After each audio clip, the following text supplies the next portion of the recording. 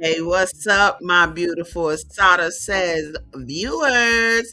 You know what time it is. It's time for us to get it in. Yes, indeed, we're rocking this month with Love Don't Hurt. Ooh, I'm going to help you see that for sure.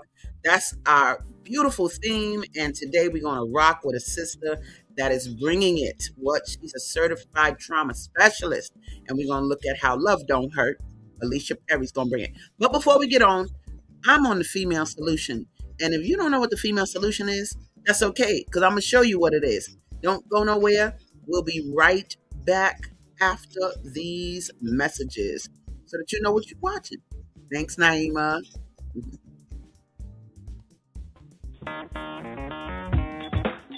Women have the power to transform this world. We can end crime and violence if we all agree to do one thing: share. Let's share our wisdom, share our time, share our talents, share our finances, but most of all, let's share our love. This is the female solution. All right, so there you have it. That's how we get down. That's how we get up, I should say. And I'm so happy to rock today. This is a very dear topic to me because I didn't grow up saying I got to fight against this. Kids getting hit, because I wasn't brought up that way, but it's something about when I follow what I'm told to do. And I'll go through the story a little bit about how I got to my book, Beating Black Kids and all of that. But that set the tone for me becoming a major force in the anti-corporal punishment world, right? But we'll get into all that. But I'm not going to take no more time, because it's time to introduce my friend, ALICIA Perry. ALICIA Perry, baby, come on the stage. How are you? Good morning. Thank you so much, my friend ASADAH, for having me on the show this morning. Oh, I'm looking man. forward to, what we're going to have a discussion about today. Well, watch this, y'all. So me and ALICIA go back. I'm in Chicago. It's a lot of ways I be connecting with people and this and that. We don't went to breakfast together, or sometimes we see each other at the party, whatever. But last week, I was reaching out, putting out something, and boy, she called me right back. ALICIA, talk a little bit about what happened and why we talking right now. So, almost a week ago, ASADAH did reach out to me, and I was having an experience. And I was, based on the Love Don't Hurt, just so many things came to me from the universe just about the topic in general. Growing up in a two-parent household and then later a single-parent home, we never talk about adverse childhood experiences. And being a clinician, a life coach, a person that's certified in trauma, this is something that I specialize in working with in the community, actually, as a professional. And I wanted to explain the model, adverse childhood experiences. It is known as the ACEs. It's a theory that originated in the 1990s, and the concept was introduced through a landmark study and conducted by the Centers for Disease Control and Prevention and Kaiser Permanente. And the study was actually based between the years of 1995 and 1997. I'm sorry. Mhm. The study aimed to explore the relationship between childhood trauma and long-term health outcomes and the identification of adverse experiences that significantly impact individuals in later life. So when we look at the ACEs actually looks at when you're from ages 0 to 17 years of age. And what the study is suggesting that within our lifetimes growing up in this particular time frame, we are actually the persons and environment that grow up. So we're like the sponge, right?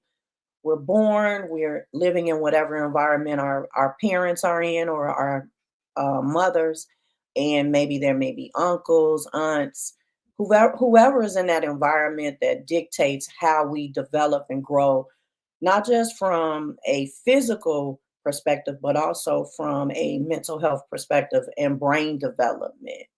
And so ACEs looks at trauma events that dictate how we view and engage with the world.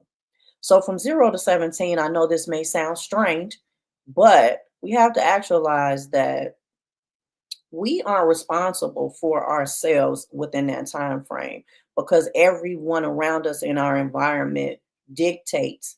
So the three types of ACEs that I'm going to discuss are abuse. So for the first segment, we'll be looking at the physical aspects, which means that did you experience any physical abuse? Did you experience any emotional abuse? Did you experience any sexual abuse? And then the next domain we'll look at is neglect, which means physical and emotional. And then household dysfunction. Did you witness any domestic violence? Was there a relative incarcerated? Was your mother, did you witness your mother being treated violently or any other adult in the home? Because we also want to normalize that men have been abused in homes as well.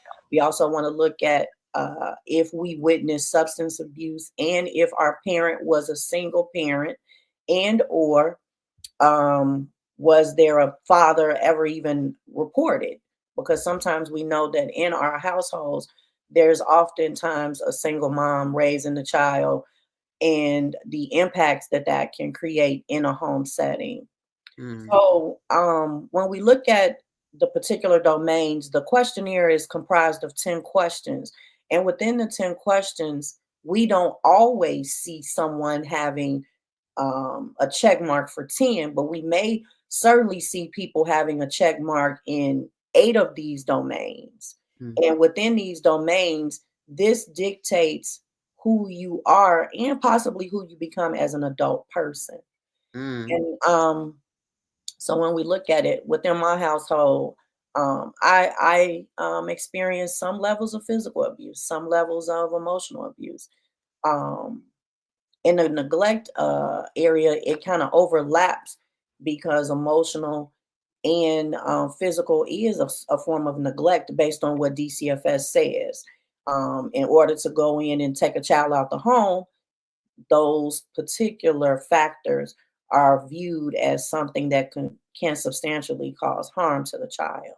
Now, let me say this. Let me just come on in for a minute because what I don't want us to do, black people out there, and I'm talking to all people, but I'm talking to black people now.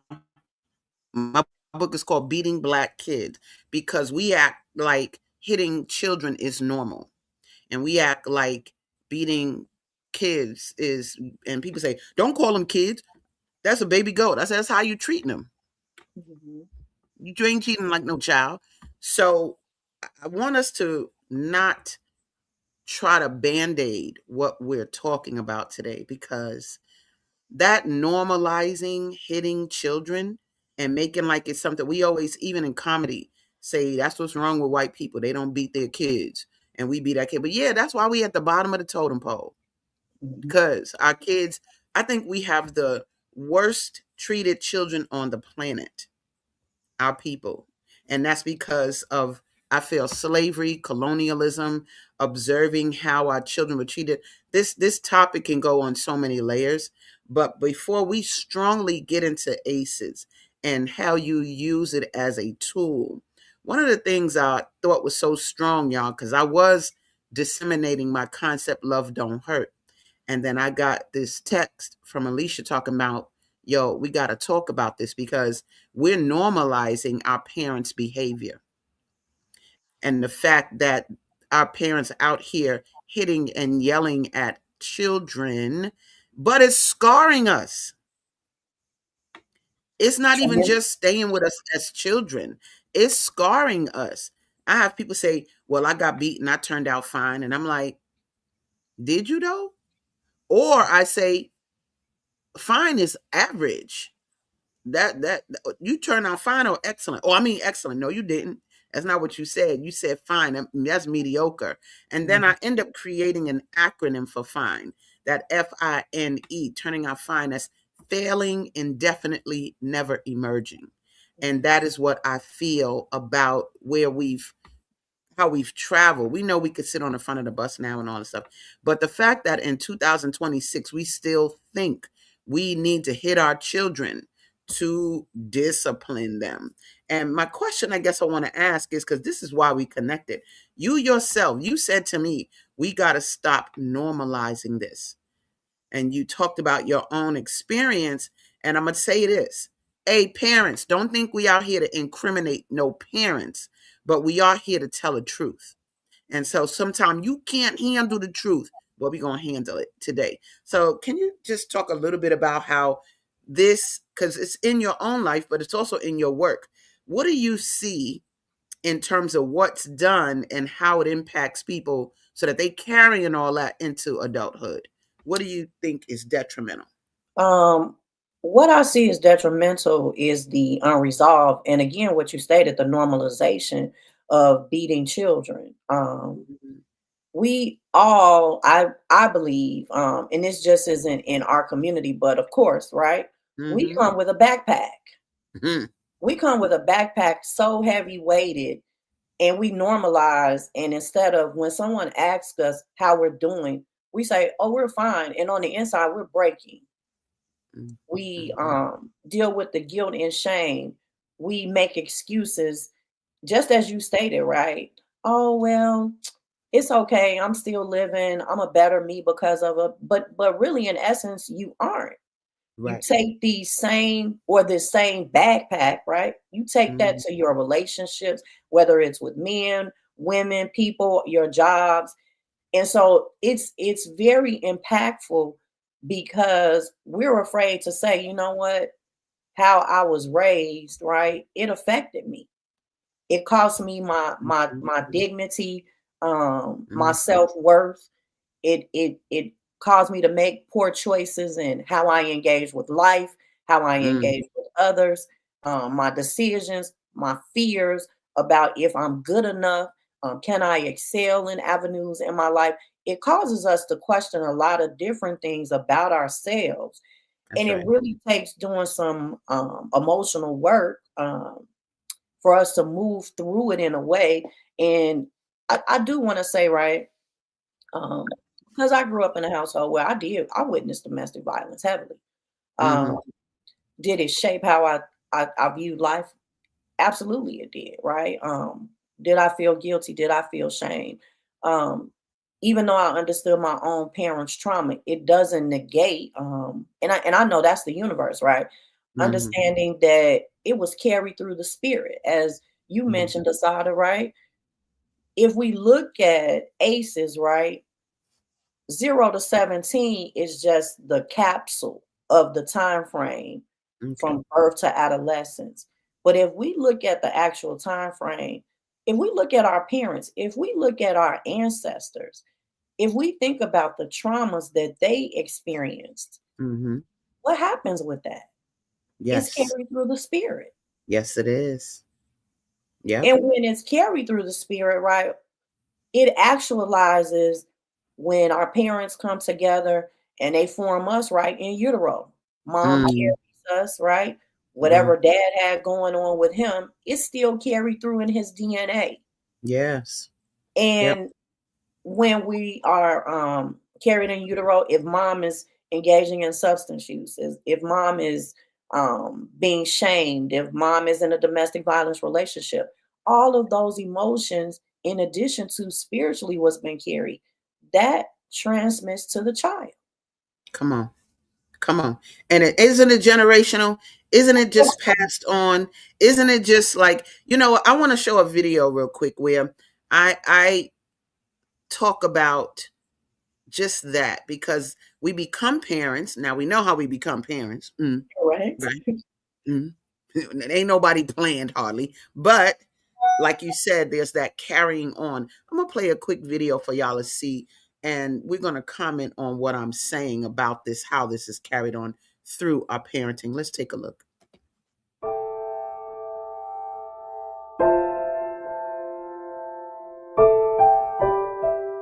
I've heard a lot about the things that are being done with legislation and making sure that states and countries ban corporal punishment and things of that nature.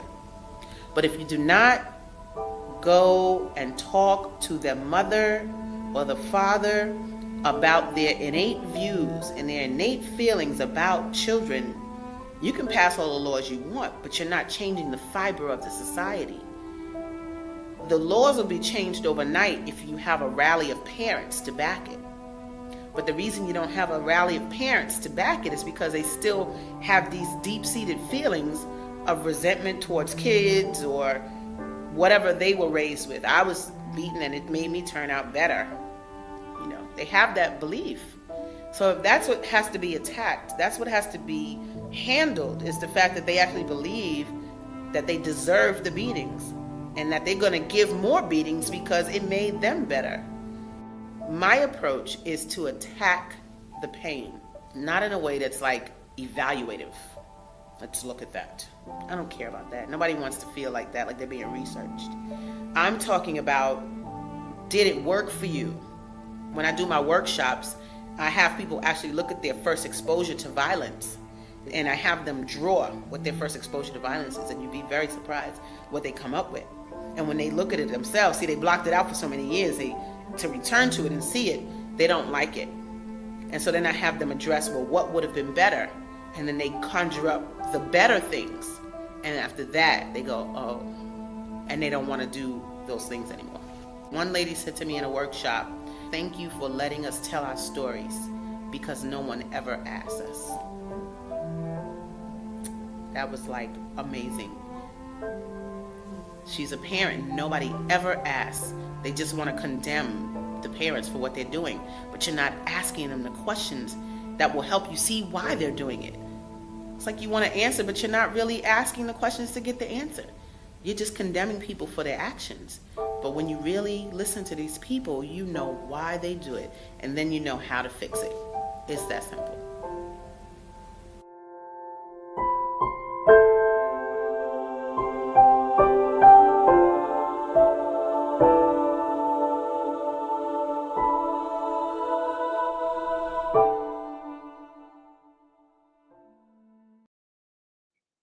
Man, Yeah. now. Oh, so to me, what this does a little bit is, this, you could go in so many directions with this topic, but what this does is it makes us look at, okay, our parents did a thing, but then what was done to them? Mhm. And did they ever have an experience or an opportunity to do what we're doing? What we're doing right now can be generation altering. Like It we can. can alter the process, the trajectory of our families acting like this because we're looking at having to have a conversation about this. And so, looking at that and looking at this sort of layer, generational layer, would you say, or what would you say, or what do you think or know your parents experienced to make it so that you had an experience, but where you think it came from? What do you think came before it? From both of my parents experienced traumas. My mother, at the age of 8, she has 16 siblings. A few are passed on, Okay. and a majority of them witnessed their mother be murdered. So my mother was 8 years old. Mm, Um, and even hearing that story, right? Even just the fact, right? 8 years old, and I see my mother murdered before me, right? yeah. Yeah. It's heavy weighted. That's heavy. Yeah. Being, replaying the stories from her sharing with me, right? Certainly no one knew or did anything, right, for that to occur. It Hmm. happened. And Hmm. it happened for a multitude of reasons that I've learned about over the years, but the impacts of it, right? Right. 16 children being shipped off to live with their grandparents, and the grandparents already had 12 children that they were Ooh. raising in the Ooh. country, in the South, in Georgia. Yeah. Um, and it was my great grandfather that stepped in and said, "Hey, I don't want my daughter's children to be sparse, everywhere. I want them to be with family." Okay. But being with family, right? Did it come with some things? Of course, they were, uh, and I don't like to use the word abuse, but it's actual, right? They were abused. They were beat. They were forced to beat each other, right? Um, Mhm. and hearing my mother relive that at 77 years old, and her siblings that are living, they still talk about it as if it happened yesterday. Wow. Um, See? Seeing the impacts of how it has affected long term, some of her siblings have mental health because of it, diagnosis where they're unable to manage because of the trauma being not addressed. Because, Mhm. of course, in the South, they couldn't afford it. And then growing up, right, the stigma of society in the Black community, right, we don't Mhm. do therapy. We keep the things in the In the home, house. In right? the house. All the secrets. Absolutely. And the Mhm. impacts of that particular. And then for my dad, my father, God rest his soul, he passed away when I was in my 20s, late 20s. Okay. His mom left him to be raised by his grandparents. And Okay. as a result of that, for him, it was traumatic because he was termed the black sheep of the family, Okay. and given a derogatory nigga and those things. Yeah. And the difference in my mom and dad was that they talked to me about their lives, but the unique thing about it is that they came together in love, and here I am. And so I'm a Okay. love baby. Like I love Okay. love, right? Okay. Um, but it didn't change that both my parents loved me, but the love was so very different from both of them. For Mm. a time in my life, my dad was verbally abusive. Mhm. He engaged in domestic violence acts with my mother that I saw, right? Gotcha. Mhm. And that was traumatizing, Yeah. for a child to grow up and see that and to normalize. Later in life, my father used drugs. Mhm. And I learned, right, he actually started using it really young, but who learned, right, until later on. I learned later on, actually, right, he was doing that to cope. And the Yep. difference between he and my mom, right? Me and my dad could sit down and talk about his traumas and his things and his activities and the Okay. way that he engaged with life, right? How that came to be versus my mother is very proud, right? And she's the reason that I became a clinician because she did Okay. the very thing that she couldn't do for herself. Mm. She didn't think enough of herself to get in therapy, even though she started me in therapy at 10 years old, right? Okay. Okay. And so I've been in therapy, going through the processes, doing the work, and I'm 56 and I'm a clinician today. And but I know like I just didn't walk into that. Mhm. I'm here because it's time to break the cycle. It's time to come Mm. forward with the truth. So many of my friends and other colleagues are in a space where we can talk about these things, and we have to start having and noting this as a normal conversation. Yes, indeed. Yes, indeed. I think I love what you said most. And we got some comments, so I got to bring them bad boys up for real, because, people, this is going to spark, it's sparking, it's not ruffling feathers per se, It's but not. it definitely can be triggering because we're giving people an opportunity to talk. Let me go to this first one. Naima Latif, hey Naima, says, how do you answer parents who ask, but how do I get them to obey if I don't hit them? They insist methods like talking to them and giving them time out, or grounding them don't produce obedience in children. Mhm, Ooh, girl, Naima, look now. I always like to define, and then I'm gonna come back to what you're talking about, Alicia, because I love one of the things I love that you said was that you are love baby. They came together in love. mhm, But dag, it was so much hurt.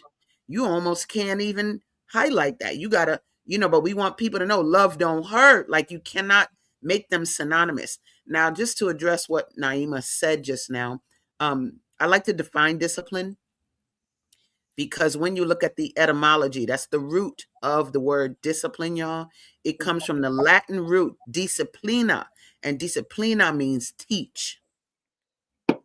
So when you're disciplining children, you're supposed to be teaching them. Now, you hitting people is not teaching because you're creating pain. You're actually damaging cells in the body. For real. And so we're going to get into it in the second half, like just brain development wise and what's happening physiologically. But pretty much we're going to be talking about too, just know talking to young people like we're talking right now will get you the results you want because you got to make them think. Because when you hurt, it turns on a different mind, baby, Mhm. that makes you that you trying to figure out how to get through life. That fight or flight mode actually gets damaged. So we'll talk a little bit more about this. I want to bring up this other comment too. Zelda, hey Zelda speaks. She says, keeping secrets is what causes because we need to release the energy thrust upon us. Unfortunately, we don't usually have the skills, as author Iyanla Van Zant would say, until today. Ashe. Thank you, Zelda, because I'm gonna tell you something. This not having the skills is part of what I'm talking about. There's a part of the brain called the regulatory part of the brain that helps you in times of adversity, fight, flight, whatever. But guess what? If a child has toxic stress in them from yelling and hitting, that part of the brain doesn't develop. So you're talking about a whole bunch of people out here in our community that don't have good regulatory equipment. They can't make decisions. That's why the community looks like that. And so I want to just kind of get back to this whole you being a love baby. And how do you feel, or do you feel that love was expressed enough?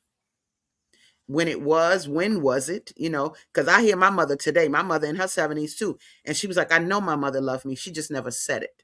Mm, mm. Right. Um, I mean, for me, I've learned that there's different levels of love based on the way I was parented, right? Mm-hmm. People only can love you from what they know, Mm-hmm. right? Mm-hmm. So if me going upside your head, right, um, is love to me, then that's how I'm going to express it. If my expression of love is written in gifts, cards, whatever that looks like, right? So love has many levels and many characteristics, and it's based on how one defines love for them. Um, I think like I received a mixture Mm. um Mm-hmm. growing up. Definitely the and I didn't get whoopings a lot. I didn't experience the beatings, right? Gotcha.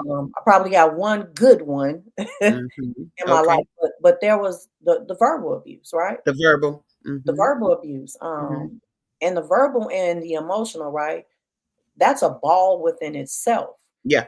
Worse. Um, yeah, Sometimes it's worse it's because it cutting. really sticks. It's Mhm, cutting. It replays mhm, in the mind. The mhm, beating you kind of get over because the whelp goes away or whatever per se. But that dog on verbal is a thing. And I'm gonna just say to you guys watching, let me tell you what I'm not gonna allow today. What I'm not gonna allow is for us to make like we can say, well, I'm gonna hit you because I love you, or mhm, I beat my kids because I love you. That's I have a zero tolerance for that. We're not doing that because that's not true. You understand? That's why we got this concept, love don't hurt, because love is a feeling that makes you feel, oh, happy. It makes you feel cared for. Love, if we stop to really describe what the emotion is supposed to feel like, it doesn't feel like pain, is the right, point. correct. You understand? And so that's what I want us to make sure. That's what this show is going to do. And the shows going forward in this light, we're going to make sure that we don't get to do that. We're not normalizing the pain anymore. We're not saying it's okay anymore. And we daggone sure not talking about I turned out fine anymore. Like that's not good enough. Our children have to turn out better than this. So we got to go to a commercial break. So don't get me talking like, let Alicia speak, girl, be quiet. No, but basically, we'll be right back after these messages, you guys. We'll take a quick break and just get a little bit more of how love don't hurt. Don't go nowhere. We'll be right back. Great day. It's your girl ASADAH here to introduce a new female solution show called ASADAH Says. That's right. Every month we're going to talk about everything I am, from cryptocurrency and financial security to good health and parenting strategies. Come on and talk with me every Tuesday morning from 7 a.m. to 8 a.m. And let's do that thing the way ASADAH says it should be done. See you then. Peace, right here on the Female Solution. Hold tight. I got one more message for you. Got spanked and I turned out fine. Spare the rod, spoil the child. Kids today need to be beat. What else am I supposed to do? He's so bad. Ooh, she gets on my last nerve. Better hush up before I give you something to cry about.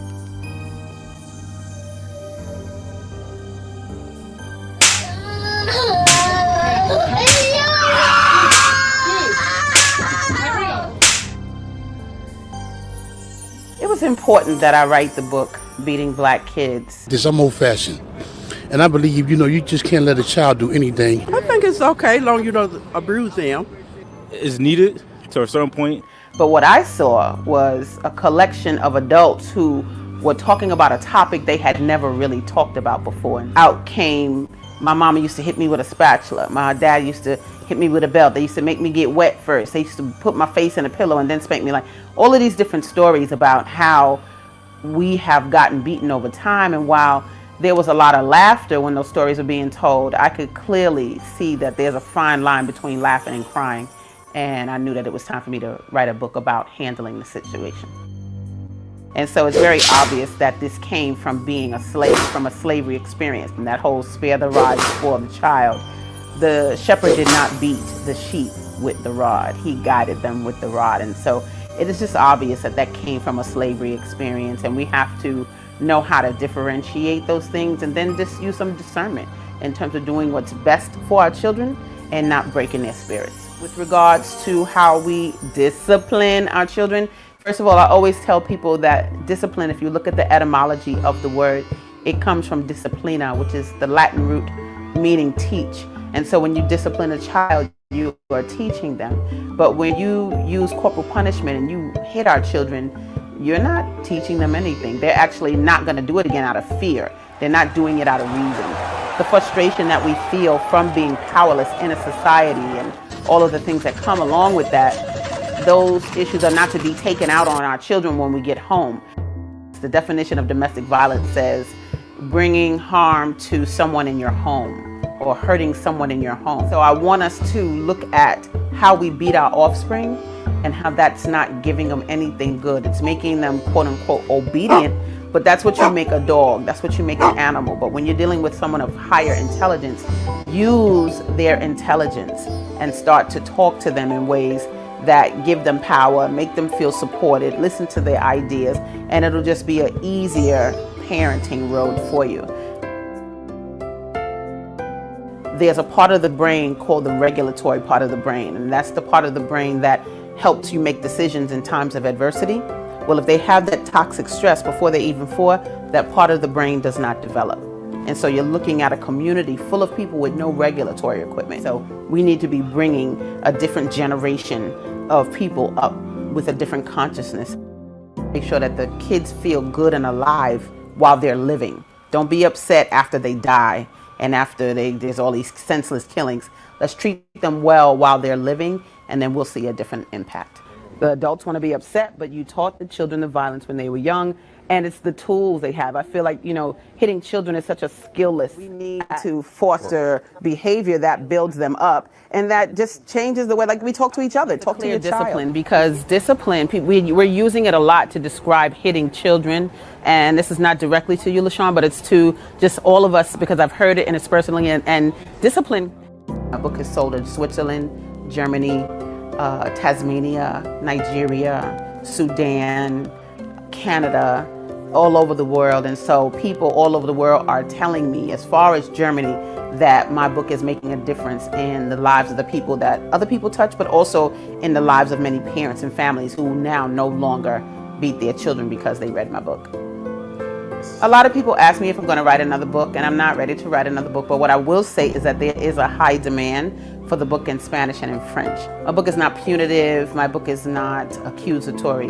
But there are solutions replete throughout the whole book. It really is just about being engaged with your child. They're not going to become respectful and trustworthy through you telling them and demanding it. They're going to become that way from observing you and then emulating what they see. And so in my parental code of ethics that I wrote, one of my favorite lines is, I will only seek excellence in my child if I am excellent myself.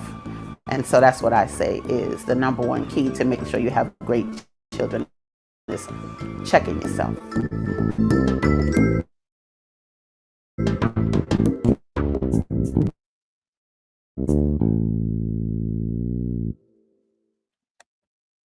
Woo! Woo, that was a lot. Oh, we got lots to say. Let me bring my girl back on. Ooh. I gotta squoze it all in there. Like, let's try to get it all. So, feedback. Like, what are we looking at right now, Alicia? What's the work ahead of us? What's the work you want us to get done that you see is imperative for, you know, improving the situation in our families? I want us to start working on healing. Um, Mm-hmm. it's so important that we work in healing Mm-hmm. and learn to become the examples for betterment, right?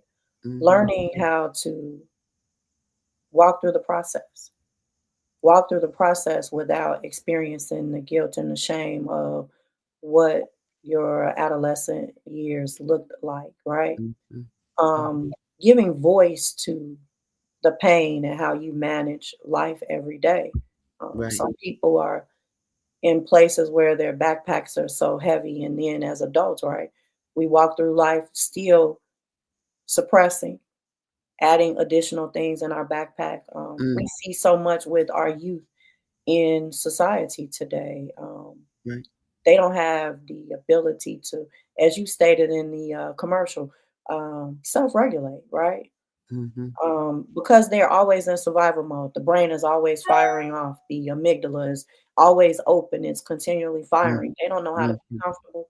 They don't even know what it means to experience love in a way, because now we're in a time and age where parents are buying their children things to help them feel, love, Mm-hmm. right? And Yeah. love is minus the discipline. And then when the child commits a crime or a murder, right? Then they're in court crying, right? So we need to facilitate difficult conversations and workshops, Mm-hmm. having people, parents, right, be present to talk about what their struggles were, right? And Mm-hmm. having their children, right?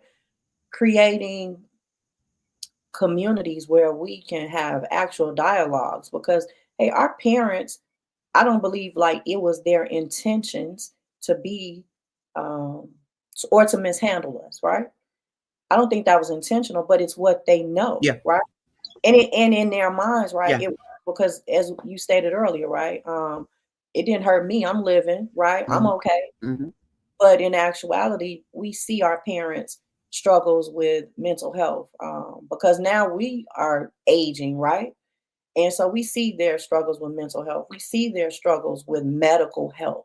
We see their struggles Mm-hmm. with substance, right?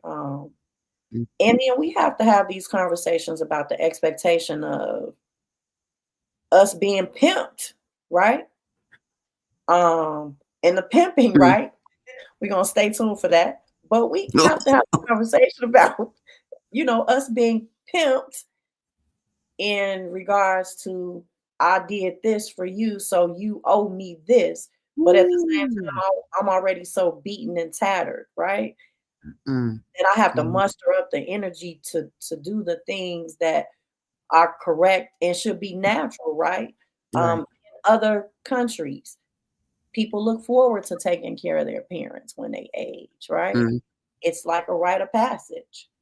Mhm. But because we do it sometimes, I believe, begrudgingly because of how things are termed, right? And then parents need to be more open about what parental expectations are as they age. Mm, So, just having the difficult conversations, but really to facilitate healing. Like, we need to walk into our healing, like, as we get up in the morning, right? And get ready and prepare for our day, right? Some people may struggle with preparation in the day, but mhm. as we prepare for our day, right, we need to prepare for our healing the same way we put our clothes on. Man, ooh, hold on. Y'all playing game. Wait a minute. Hold on. Let me look. Let's have a moment of silence. Wait a minute. She said we need to prepare for our healing the same way we put our clothes on. Come on. We got some comments. Hold on. We got Viata says, so true that parents need to stop buying things to show love and just be present. Thanks for sharing your wisdom. Thank you, Viata. And then Naima says here, where can parents go to learn parenting skills that don't involve physical violence or verbal abuse? So check this out, y'all. I always say raise your skills and Mhm, not your hands to rear our children. I repeat, raise your skills and not your hands and voices to rear our children. Like there is that hitting children is not a skill, y'all. I correct. need y'all to hear that. It's not a skill. You really should be a little ashamed that you as an adult, and this is not to be punitive, but it's just to call the truth, to be a big person that hits a little child. Like that's who you're fighting? A little defenseless child's body? Like, no. And that whole differentiation between spanking and hitting and abuse. Well, guys, guess what? The body is experiencing pain regardless. Mhm, The cells are dying regardless. When you see bruising, that's dead cells. That's how that's created. And so, no, no, none of it, right? We have to raise our skills and not our hands to discipline them. I want to share something that I have, because we're talking about pain. This, like I said, there's so many levels to this, but I wrote something called a parental code of ethics because people do ask me, and Naima, this is to your question. People do ask me, well, what am I supposed to do? If I don't hit him, what am I supposed to do? So I actually wrote this. Let me put us to the side so I can show it. And it's called the Parental Code of Ethics, you guys. And if you want to increase the size of your screen so you can see it, please do. But I'm going to just read a few of those things because I had to come up with something that helped us better behave as parents. So, Parental Code of Ethics: I will listen to my child and hear what's being said. Hmm? Hear what they're saying, right? I will use my wisdom to read my child's behavior and make decisions based on what I really see. And Okay. I just want to interject really quick with Mhm. the first one, Asada. I Yes. will listen to my child and hear what's being said. What that Mhm. really is saying, right, is accountability, right? Because children see behaviors and they may question it, and then what were our infamous experiences is, boy, shut up talking, or girl, shut up talking. Mm. You know what I mean? Don't you talk to adults like that, right? But See? children also can help you remain accountable in your behaviors. And sometimes that's about the guilt and the shame that the parent may experience when the child Mm. calls you out on that. See that? See that? And we got to not be mad at that. We be trying to call them fresh when they Hmm. come back with a rebuttal. But usually they're displaying skills they watch you display. Hmm. I've been called a hypocrite by my daughter. She was 7 years old. You understand me? And I'm trying to get the kids in the back of the bus to stop cursing. And so once I finish, my daughter says to me, we sitting on the bus adjacent to the kids, whatever. She whispers to me, "You're a hypocrite." And I said, "What?" She said, "You're a hypocrite." And I was like, "Why?" She said, "Cause you curse." And I was like, "Oh, I'm trying to get the kids out of curse." So we can't be mad when they coming. And I had to hear what she had to say. I can't tell her to be quiet because she talking the truth, right? Let me continue. Thank you, honey. Interject at any time. Here it says, I will focus on creating true happy moments in my child's life. I was on social media one time and I had people list the things that your mother used to say, let's say to upset you or whatever. And they was going on and on to the break of dawn. But when I said list the ways that you work to make your child happy, crickets. Mm. Nobody could list anything, or they didn't list it. Like, I guess they didn't focus on it enough. So I'll just read a couple more and we'll bring this back in the world. But the parental code of ethics, think you can get it on my website as well. But it says, I will foster growth and development of the gifts my child displays naturally. You understand? Sometimes they sing, sometimes they cook. If they talk a lot in school, guess what? Maybe they're a public speaker. I'm just saying, we got to get real with who they are and really tap into that. So that's the parental code of ethics. And so, Naima, there may not be a class per se, but things like the parental code of ethics really brings to the table a doing this, things we could do to be better. And so, man, I'm loving this conversation. I'm loving just the entry point. And it's not as hard as we make it sound, y'all. It's not like, ooh, this topic is taboo and we can't talk about it. We want us to let's be more civil. Correct. Let's act more humane with each other.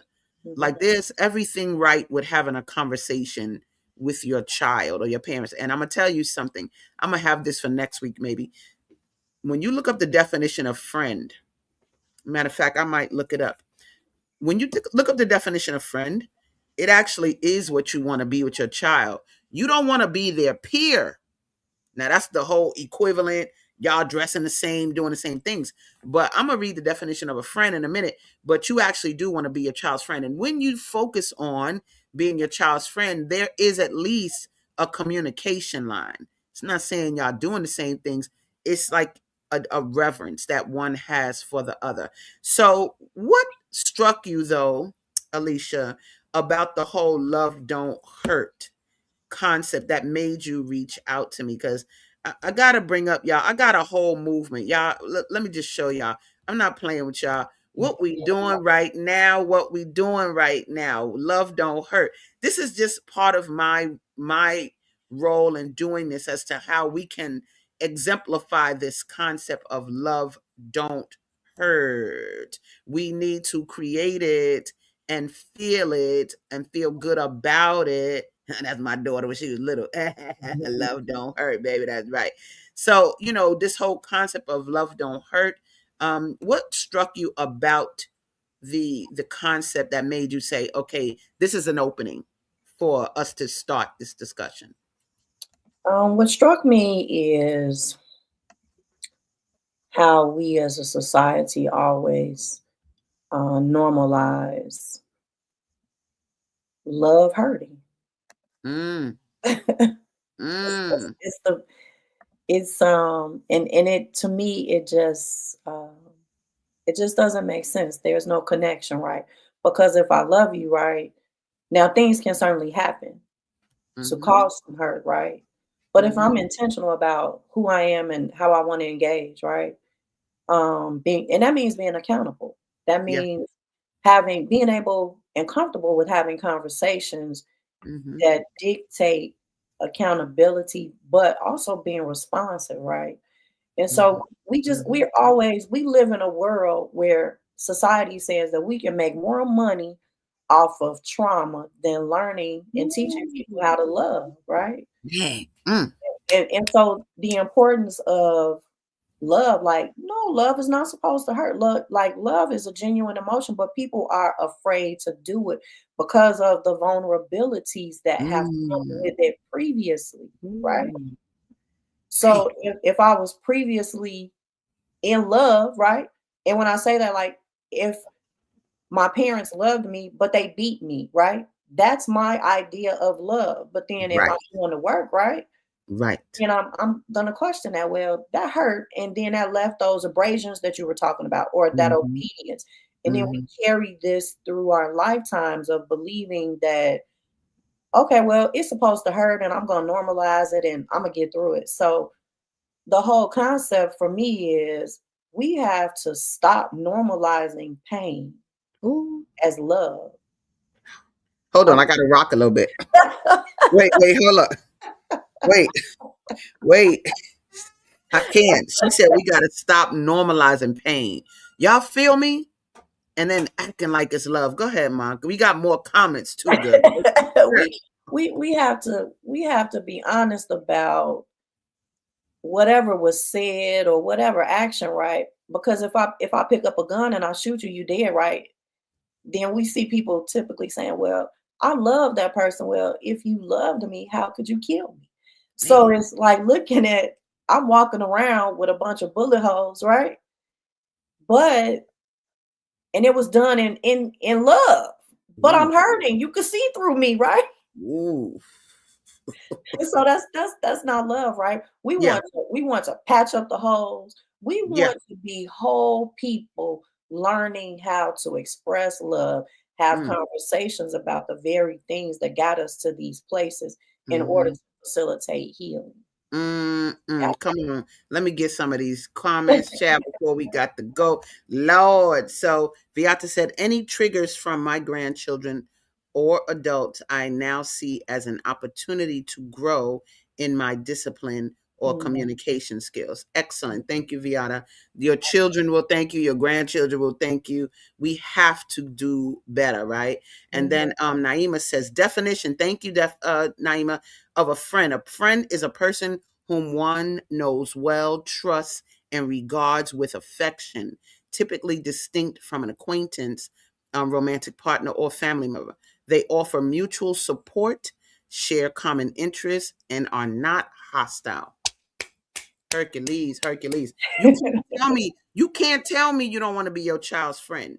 Like that is what a friend is. You can't tell me. Like to me, you should be your child's first friend. And I think we give so much credence and so much effort to not being that, to not being my child's friend, that we become a monster. We become something else. because we try to separate the parenting, right? Come on. I'm the Please. parent and you do as I say, and that's that Yes. obedience thing Yes. that you shared earlier, right? Yes. And so, but obedience, like even thinking about that mindset, obedient, like the slave thought process and that you better be obedient, so and so, I'm gonna do so and so to you. Mm-hmm. And just thinking about how the verbiage is carried through to how we engage with each other every day. Man. Man, always hurting each other. Like Mhm, literally, so funny. In Scientology, L. Ron Hubbard talks about love as an emotion, and he says that it's really a compound emotion of admiration and sympathy. mhm, Hmm. Because people go, oh, you hurt yourself. Let me help you. Or, like you said, they kill out of love. They mhm, do weird dances out of love. It's almost like it's love can be a very, like you were so in love with them and you're hurting. They mhm, left you. mhm, He said you really want to liken yourself to admiration because he said when you love someone, you usually want to see them caged. But when you admire someone, you want to see them set free. And so when I think of the men in my life that I loved, it's really about the ones I admired. mhm. Because when we finished our relationship, I still wanted them to prosper. Sure. I don't think I had any end with me going, feeling sad, like, but that emotion of love and sadness. You see what I'm saying? What my man was saying. So that simply, I know the sun coming through, baby. It's all Yes, good. it is. Bright, bright. It's okay. It's just light. It's all good. But basically, I love this distinction. I love and adore and admire us making it clear, y'all. We have got to make it so that love doesn't hurt anymore. Like we really need to do the things that we want. What are we trying to communicate? What effect do we want to put on our children? I have in my book something about memories and the type of memories we leave in our children. What's the memory you leaving in your children of you? Is it of you wielding your hand with a strap? Is it of you smacking them and leaving whelps on them? Is it of you, the memories they have of you yelling? Because you try to say, well, my mama, I'm glad she hit me. No, I said, you saying that now that you're an adult. But when you were a child, what were you saying? The man said, oh, I wanted to kill her. That never left you. Mhm, It's in your mhm. spirit, kid. That Correct. resentment is still in you. And so give the audience, we got at least maybe about 4 minutes left. Give the audience what you think is a better solution, Mom. What do you think we need to do to start to repair? Because you can say we need to heal, but what does that look like? What can that look like? Because you work with people. Matter of fact, y'all, if you look at the number at the bottom, it says for therapy services, call that number, right? That's my girl, Alicia's number for you to call. But what would you say is part of the healing process? What do you give to even some of your clients, patients, and the like? Part of the healing, of course, it begins with the conversation. And it's a difficult conversation to have. It's nothing easy. I always give the ACEs, right? Because then it helps me learn. Also, when I learn about the individual, right, then I develop a mind state of how we're going to approach this. Because oftentimes, again, not understanding, there are resources. Someone asked, I remember you saying about parenting. There are parenting programs out here, right? But it's also good if we develop parenting courses to help others, right? Learning, like incorporating the book or some other books, right? But it's breaking the barriers and starting the conversation. And as Mhm. I stated, right? As you get up in the morning, you have to walk into your healing the same way. You have to want to be dedicated to correct and change the very things that have caused you harm and have helped you, and not, I'm sorry, and not helped you, but they keep plaguing you, right? Because a lot of these things, they stay bottled up. So you want to walk into your healing every day, right? What can I do different? Whether it's through reading books, affirmations, attending classes or groups, right? And it's something that I'm looking forward to do is creating groups and spaces to hold these conversations. As a clinician, it's something very dear to me because I want to see us grow differently from the pains that keep us shackled. It's a Yeah. different shackle, and it's Yeah. an emotional shackle. Yes, I mean, So, indeed, indeed. This is maybe gonna stretch y'all into me and my girl doing some things together because you know it take. I'm pretty big in the anti-corporal punishment arena because the majority of people there are white. They are sociologists and professors and that teach in these classes about families and the use of peace versus hitting and all of that. Well, that ends up looking like us because we hit our children and block. Well, they hit people all over the world. We got that. Corporal punishment didn't even come from us. But we're going to take care of us for a minute. We just going to work on how we can heal and what we can develop to give guidance to parents on better things to do. So, like I said, and it's almost that time to go. But for your therapy services, when they call you, what should they expect? Are they booking time with you? What's happening? I usually do a phone consultation about their needs, and then we just kind of go from there. Okay, good. So y'all see the phone number at the bottom. I do want to say thank you so much for being here today, my love.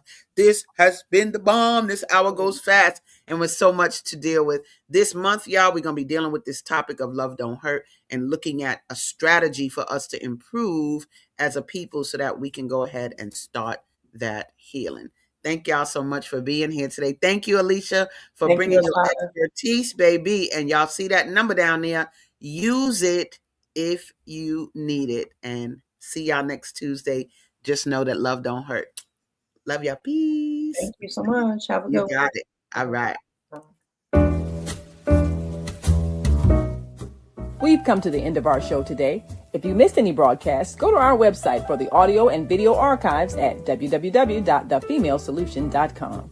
On behalf of our team of radio hosts, I'd like to thank all of you who participated in today's discussions. And to our global family joining us from all around the world, we say thank you. To our family in China, xie xie. India, Dhanyavad. Japan, arigato. Korea, kamsamnida. Russia, spasiba. Germany, danke. Poland, dziękuję. France, merci. Spain, gracias. Italy, grazie. Egypt, shukran. Ghana, madasi. Nigeria, eshe. South Africa, Ngiabonga. Senegal, Jaref. Kenya, Asante. Israel, Toda. Pakistan, Shukriya. Afghanistan, Tashakur. Saudi Arabia and Palestine, Shukran. Assalamu alaikum wa rahmatullahi wa barakatuh. Thank you, and may peace be upon you and the mercy of God and God's blessings.